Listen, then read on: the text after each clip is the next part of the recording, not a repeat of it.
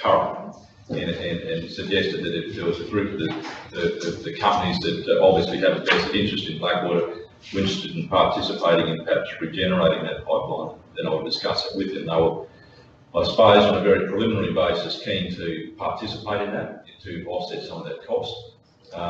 Frank made a pretty compelling case. The PNC had spent $50,000 installing the irrigation system at the school. The oval was practically unusable because it's now gotten so hard that it can't be used for regional events or other sporting activities there. So, in fact, people actually run around the school now instead of running around the oval because it is quite hard now, quite unattractive and gotten quite hard. So, I suspect that there's a possibility, obviously, the recommendation there is to have those discussions. Currently, to in fact just have the green grass in front of the administration area in some areas around the school. They actually use two garden hoses that they attach to taps and actually put into the tanks that feed the underground irrigation system. So they actually have to run those hoses for 2 or 3 nights to actually fill the tank. So they are in fact using potable water. So it's a combination of events. The water's been taken away, but obviously the implications and the costs, the flow-on costs are obviously significant. So if we can, the discussion should and will be around whether or not council wants to contribute to actually getting the raw water pipeline connected back to the school with assistance from some of those other organisations. If that can be done, I suppose that might be part of what we need to consider as well. So that's just a bit to add to the benefit. Through the chair, is this something that we'll be doing for all schools? We've also got the Blackwater Primary School there that it's got no water. I will declare that I do have some interest in the St Bridget School here. They've increased their budget here at St Bridget's from $30,000 last year to a $60,000 spend on potable water this year. It's a significant cost to these schools to put in nice playing surfaces, but what's the precedent we're setting? If we're going to spend this money on one school, will BMA come on or other parties come on to assist in all schools? Well, that's part of the consideration, I would imagine. Councillor Robb, you had something? The red dots up the top, are they? Oh. Are they? No, that's to manage to highlight the Okay. pipeline and the map it. Yeah. So did you, when you're talking about the 140,000 is that actually taking that line away from the house, down, straightening it up beside the houses and? Yeah, that was, at the time, that was the primary estimate for doing that, taking it around those lines. Yeah. Through the chair. Peter, where's the current road? Somewhere on that road just to the north of the school. Sorry, I'll read the instruction. I just note that this main is sitting on our new Blackwater Pool car park as well. If you go to the north. There's no concerns about the integrity of that section of pipe. It could be. Okay. So I'll just mention that. Yeah, so you're not, sorry, Councillor Rocky. So instead of what would be the cost, has there been any thought about the cost of actually just putting in a new pipeline straight down, rather than fixing up all the old stuff? Haven't done an estimate for that, but it's a reasonable length of pipeline. At the moment, it's a 100 mil line, 100 mil AC line, like some of the things in Blackwater.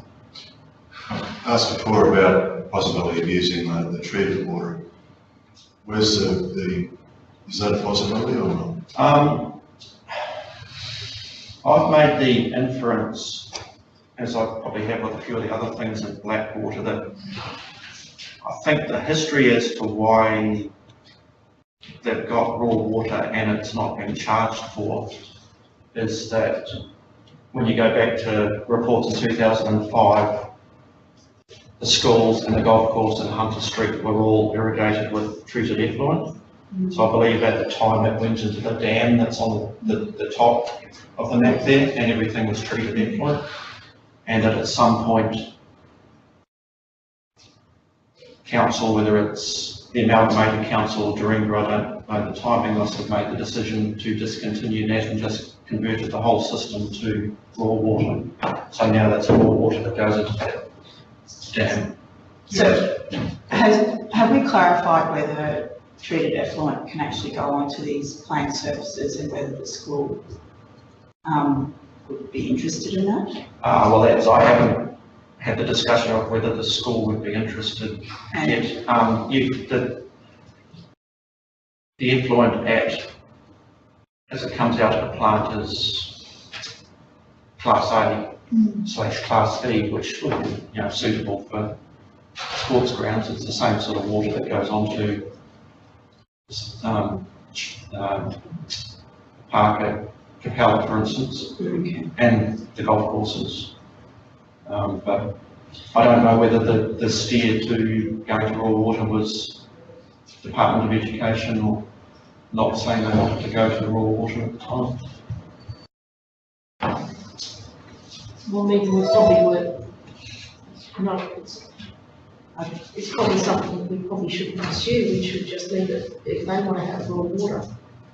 It's not raw water, really, is it?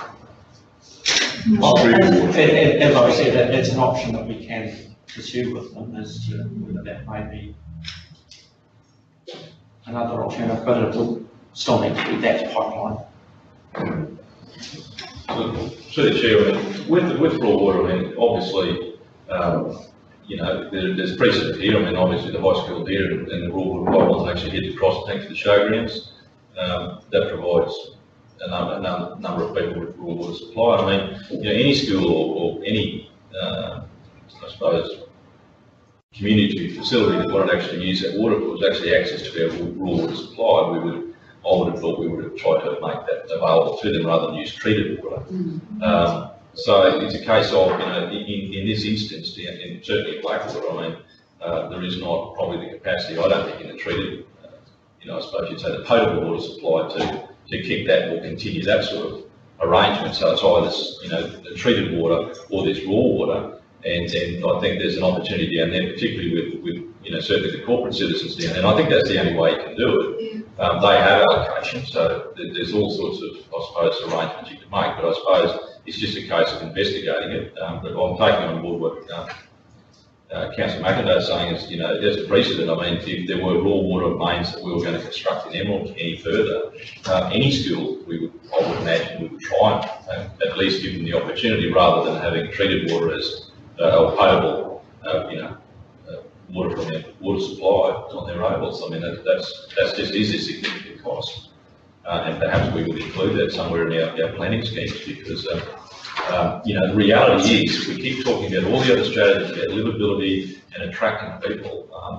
We had this bit of a discussion yesterday about, advocacy and proofing up and improving those things that actually attract people to their communities. In this case, even though it's under a state arrangement with the Education Department, if you don't make those facilities attractive, then that's a major decision about what people do in the township. So, maybe that's a long bow to draw in this respect, but what you're finding with the schools is with these principals is they're all trying to be innovative about the way they actually retain their pupils. And at the moment, that's means about providing playing spaces and or just even in the case of Blackwater, the environment of the school, they had their first end of year ceremony that they could have at the school. They had it on the front lawns because it's the first time they had a green lawn in 8 years. I mean, they could go off campus and use the Blackwater Cultural Centre, or they could go to the big, but I mean, that was their idea to go back to their school. So, I suppose his view is if you can make your school attractive and provide a sporting, the normal sporting activities that everyone else enjoys at every other school, and I'm aware of the cost, but I mean, if we could get more water to them, keep that or lower that cost for them, I'm sure that would be a big help to that high school, or any school. It's through the chair, it's just about being equitable. Oh, absolutely. And that's, and what Councillor McIntyre was saying is what, I I agree with what you're saying about, if there's an opportunity for schools to tap into raw water and or have a lower cost, then that's great. But how it's around the money we're putting into providing that service and if it's equitable across all schools. Yeah, well, and I suppose, that's true, but, incrementally, what do you do? Wait till we can give it to them all, or do you utilise, parts of infrastructure that we can actually start straight away and get going? I mean, we can have a view about making it going forward, but you sort of start with something you've got. There's $50,000 worth of PNC irrigation, laid in the school, so obviously they've had some buy-in, they're obviously keen to do it, so it's kind of, that's the first step. If another school comes along to us and there's a chance of branching off some raw water there, then we'll look at that. Through the chair, is there opportunity, you talked about the corporate entities in the town chipping in, is there an opportunity that state government, since it is a state school, may chip in as well? Well, it should. It should, We but should. rather than council. Yeah, absolutely. That'd be a tough one. And, I met with the Director of Education of the Community Cabinet. I mean, all of their discussion is not about this sort of infrastructure, it's all about, we're building classrooms.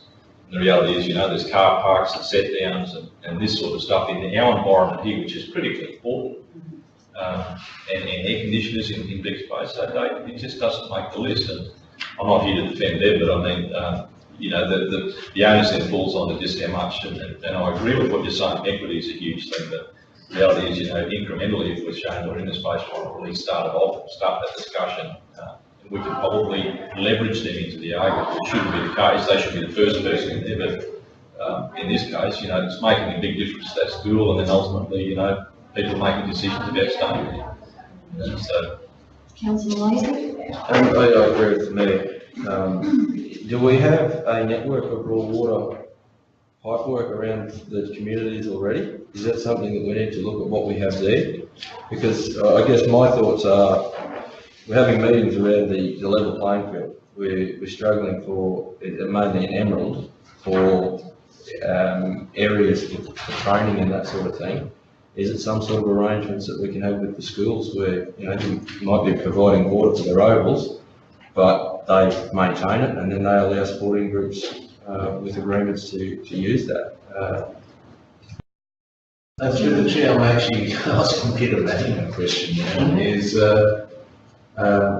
if we look at our total allocation of raw water for our townships, and what our planning reports state in terms of future use, we probably need to determine what our raw water allocation is as well in the same context as to what do we have available to free up or sell off to schools or sport clubs, etc. Because I do believe some of our townships are on the upper limit of our allocations.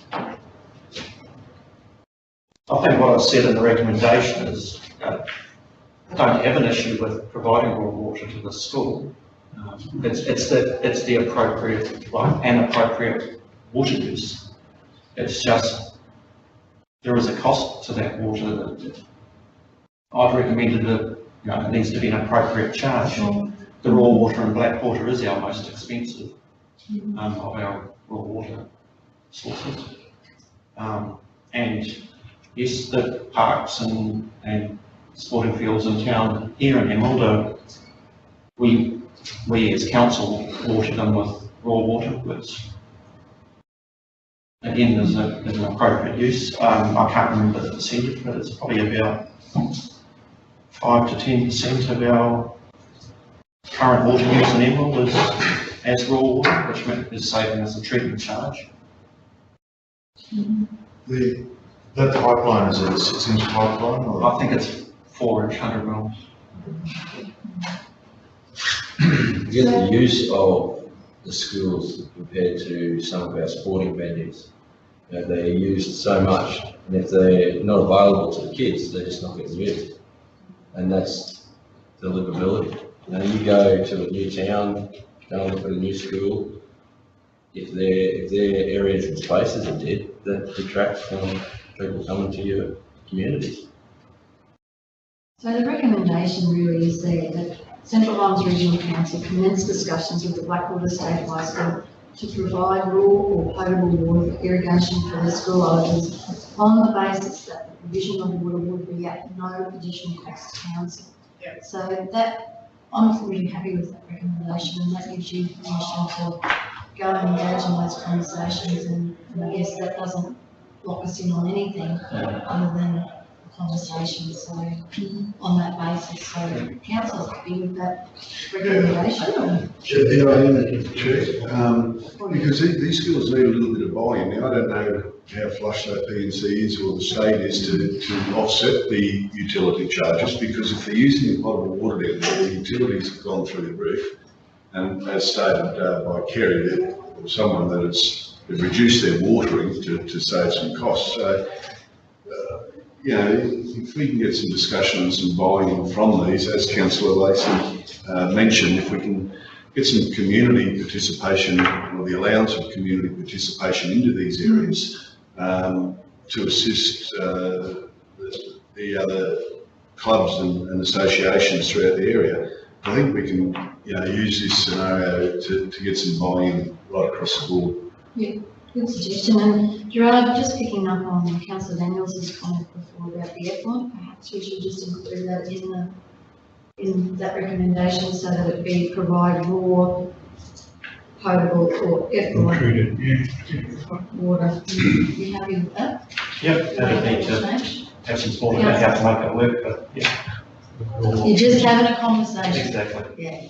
So council's happy with that? Yeah. It's a great discussion anyway, all the same, so good ideas tossed around there. Someone happy to move it? Move Councillor Daniels, second Councillor Daniels. All in favour? Okay, thank you. So thank you very much for that, Manny. Moving on to corporate services. We've got the item of rescinding of the credit management policy, so I'll ask Jason to do an intro for Shelley, if you're happy with Jason. Thank you, Madam Chair. Morning, councillors. This report really is to, I suppose, address the issue of whether this policy is required in the public domain or whether it's just an administrative policy that we use in terms of guidance for the organisation. It is quite old, and it was adopted in 2012, and I suppose, you know, we have a number of old debts that we've still been actioning under this policy, but we really think it's better placed as a procedure or guideline in the operations of the business rather than as a public policy decision the council would make decisions on. It also provides an opportunity to free up the delegations in relation to debt write-offs, and those thresholds have been reviewed as a part of how we might move forward in terms of the proposed policy framework, and providing just a little bit more flexibility in how we deal with suppliers and also in relation to the work that we do for the public in terms of our own supply and debt. Sharon, would you like to talk about the detail of the policy? Yeah, so the policy that the credit management, or the procedure I should say, that's being replaced as a credit management and debt collection procedure. So it basically covers off on when and how and who we allow credit in the organisation. It also sets exemptions about where we don't need to go through that credit application process, and that tends to be just around state government bodies and where there's infringement notices and some things like that. It follows up on an old audit report where there were some recommendations from audit to update that policy, and of course it's been moved into a procedure. It also covers off on the debt collection for debtors. This is debtors excluding the rate recovery policy. So this is other debtors. It follows off on the collection of debtors and the process that we go through to collect that money from debtors, and when and where we write off those debtors when required. Thanks, Shelley. Councillors, any questions in relation to that? Through the chair, maybe if I could add a few comments, if that's okay. So certainly as the number of commercial businesses obviously need to operate under this credit management policy. So a number of stakeholders within the organisation have been engaged in regards to the change of this policy. One of the pushes from, Shelley will know, I've been very vocal in pushing the change of this policy within the organisation because it's not practical, and it's not practical from an operational perspective on the ground, trying to work with it. As an example, and raised with me quite some time ago, was a complaint from a customer at the sale yards who was wanting a couple $100 credit through council. He had to go through the same process as somebody who wants $200,000 a month credit. So really not practical. So a lot of work's been done by Shelley and her team in regards to changing how we deal with credit management within the organisation. We still have the rigour around if it's 10,000 and above. We will do a Dun & Bradstreet type review and take a risk assessment approach to the request for credit. So to somebody who wants credit below $3,000, we're going to give you a simple one-page form, and we're going to have a lower risk approach to that. But if it's above that, we have a higher risk approach, and then, do you know what I mean? There's a more extensive and more detailed form that needs to go with that, with trade references and all those sorts of things. So this really has come from business, and certainly from my area, a push in regards to change to give us the instruments and the tools to deal with this in a more efficient and practical manner for our customers. And is that what other councils do more often, is have more procedures? Yeah, Type document rather than a policy? look, I think different councils are different, however, oftentimes that it is a procedure, it is more an administrative decision. It certainly fits in line with our policy development framework, that it be an administrative procedure. So with the exception of some councils do have those credit write-offs in the register of delegations. So there is a little bit of change between different councils, but this is certainly one of the probably two different ways that councils do regularly go through that procedure. I think one of the great improvements as well in regards to the change and move to the procedure is, Janine, it now provides also checklists for staff, workflow in regards to how to manage criteria and steps and milestones in regards to the management of debt very clearly, and sets that out very clearly for staff now as well. So I think the body work that's been done is really good, and it certainly will help council officers in doing their jobs in managing this. Yeah. I couldn't find a copy, I didn't look incredibly hard, of the new procedures. Is that something that we can? Yeah, so the procedures are, obviously the first step is to basically rescind this policy. So the procedures are currently in draft. As soon as this policy is rescinded, it'll be sent around ELT for the sign off by the CEO from a draft perspective. But I can certainly have a look at a copy of that draft and send a copy of that draft out to councillors. More for a point of interest, that would be good, actually. So councillors, any other questions in relation to that matter? So the recommendation is that the Finance and Infrastructure Committee rescind the credit management policy on the basis that this will be replaced by an administrative procedure and guidelines managed under the delegations of the CEO. I'm happy with that. Moved Councillor Roll, seconded Councillor Rumblecombe. All in favour? It is unanimous. Thank you very much, Shelley. Folks, that brings us to general business. Have we got any? No?